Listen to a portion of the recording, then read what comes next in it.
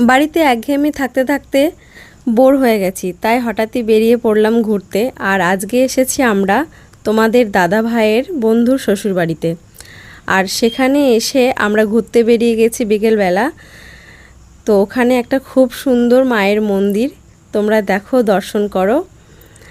আর সত্যি মানে কি বলবো, মাকে দেখে এত সুন্দর লাগছে, আর মন্দিরটাও খুব সুন্দর।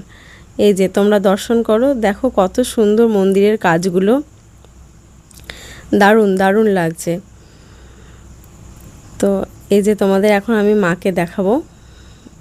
এই যে দেখো, সবাই মাকে দর্শন করো, মায়ের রূপ। জয় মা, সবার মঙ্গল করো। তো আমাদের সব ঘোরা হয়ে গেছে মোটামুটি, ওখানে যা যা ছিল ঘোরা হয়ে গেছে। এবার আমরা বাড়ির উদ্দেশ্যে রওনা দিলাম। এবার আমরা বাড়ি যাব, প্রায় সন্ধে হয়ে গেছে। আরেকবার দেখে নাও, খুব সুন্দর জায়গাটা। টাটা।